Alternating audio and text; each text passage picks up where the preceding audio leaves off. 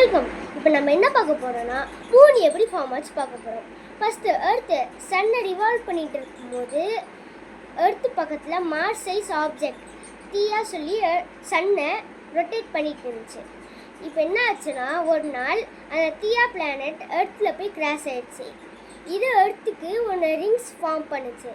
இந்த ரிங்ஸ்க்கு நடுவில் ஒன்று கிராவிட்டி புல் ஆனதுனால அது கொஞ்சம் ஸ்பியராக மாறிச்சு. அதுக்கு போல் அதில் நிறைய ஆஸ்ட்ராய்ட் வந்ததுக்கப்புறம் அது நம்ம மூணாக மாறிச்சு. இப்போ நம்ம நைட் டைமில் அழகான பிரைட்டஸ்ட் மூன்